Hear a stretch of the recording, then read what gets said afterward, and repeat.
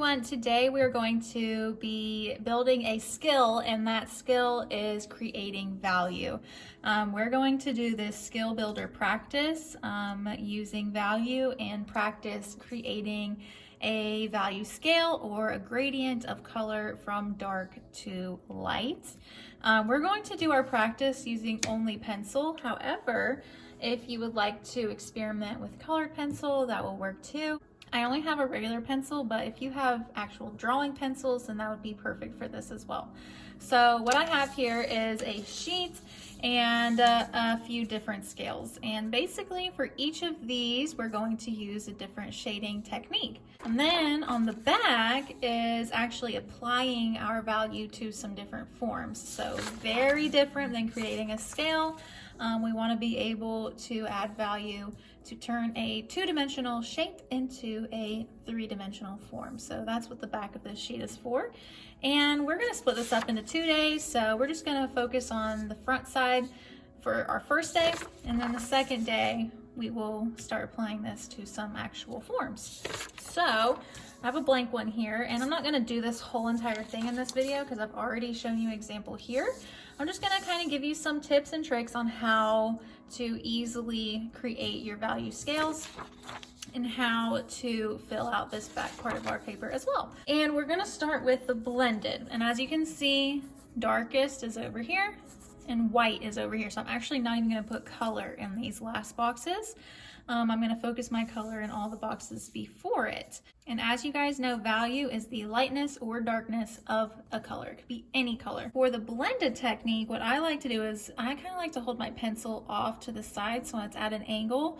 Instead of going straight up and down, that creates very harsh lines, and we kind of want to do softer lines, especially for this blended technique. And whenever I'm creating a gradient scale, I like to add just a base color across the whole entire thing.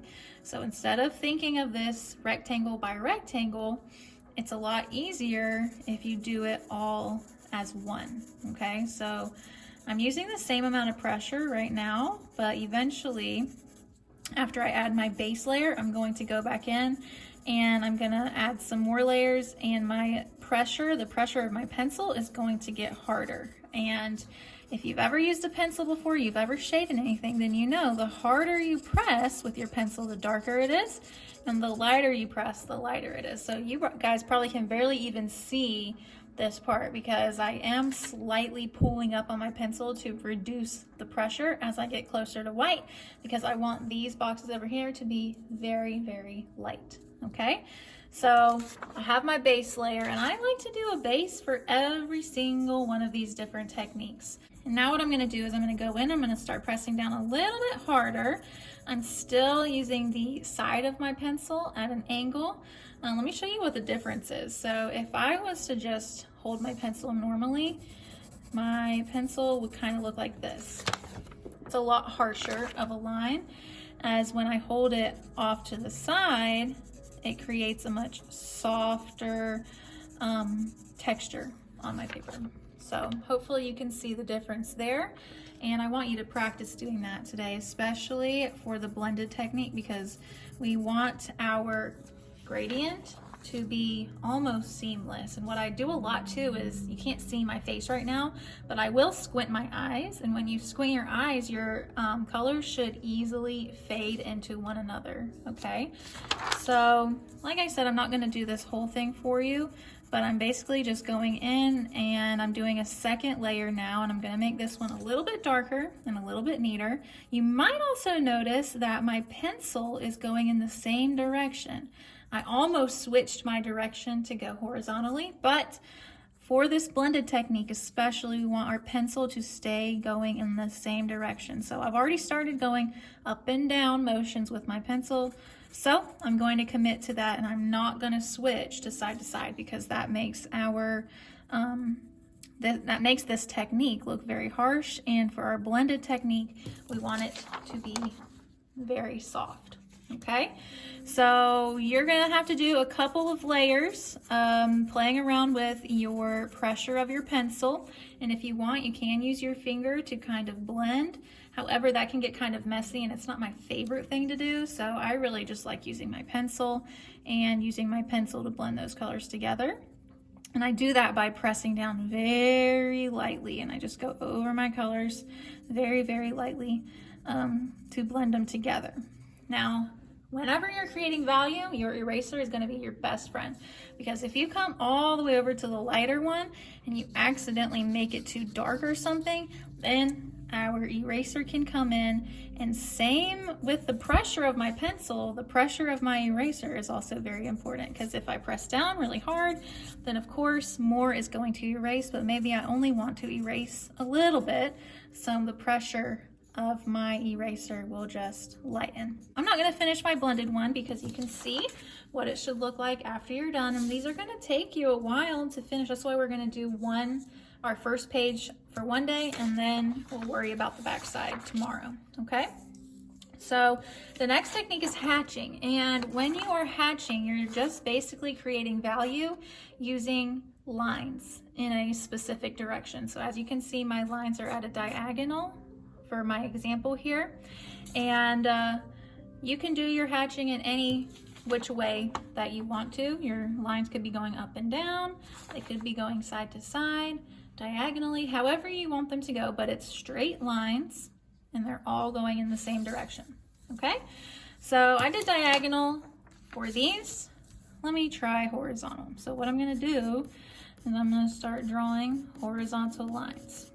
And like I told you, for this one, I like to do just a base layer, kind of mid-tone, not too hard, not too light, just kind of it's somewhere in the middle.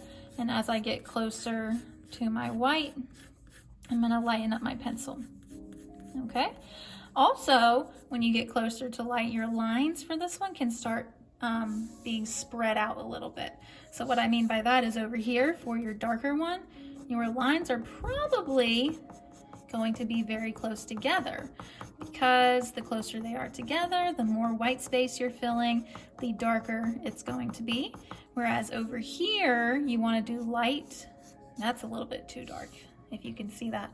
You want to do very light strokes, and you kind of want to spread those lines out even more, because the more your lines are spread out, the more white space you have and the lighter it will be. Okay, so I made those a little bit too dark. This is a little bit too dark too. So like I said, your eraser is going to be your best friend, but I got my base layer down, and now I'm just going to go in and start adding more horizontal lines. My horizontal lines are not going all the way across all of these boxes. They're pretty short lines to create our value. So by the end of this, you will probably have created hundreds of lines for your hatching. Okay, so as you can see with this technique, you're just going to keep on going over your area. In the darker areas, you need to press down harder, you need to put more lines, and as it gets closer to your lighter areas, you want to barely press your pencil down and spread your lines out to create more white space. Okay, as you can see right here, and if you need to squint while you're doing it, use your eyes to tell you if you need to make some areas darker over here, or use your eraser and erase some areas over here.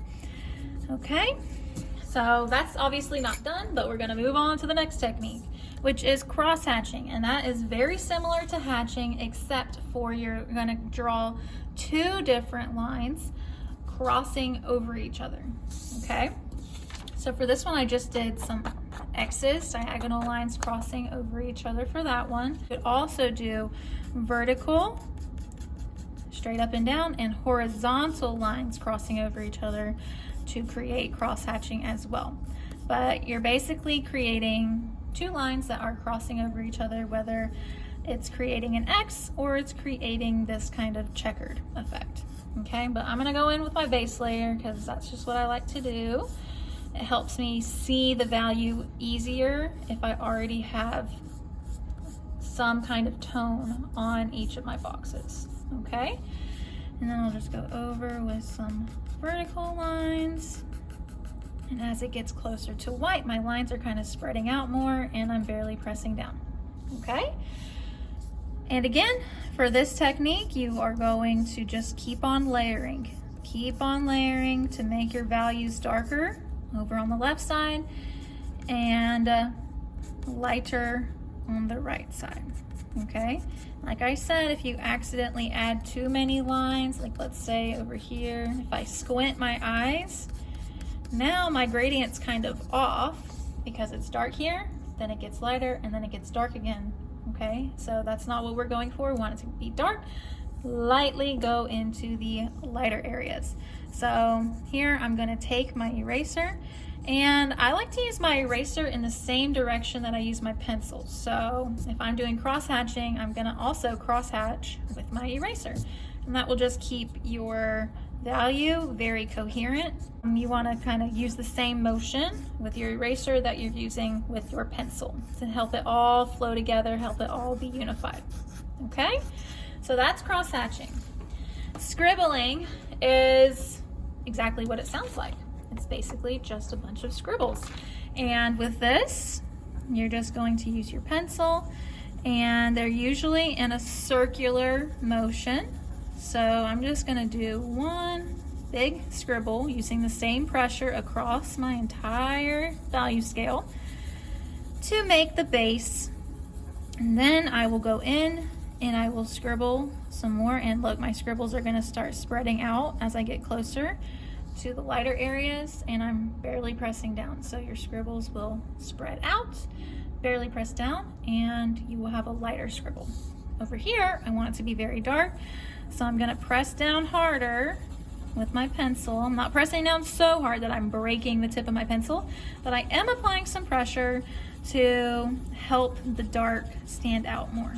And I'm just gonna continue this and keep on layering my scribbles until I have a nice gradient from dark to light. Pointillism is basically when you're taking your pencil and it's just a bunch of dots. So I'm literally just touching my pencil to my paper in quick motions to create a bunch of dots. Obviously, the more dots that you have, the darker your value will be. The more spread out your dots are, the lighter it will be.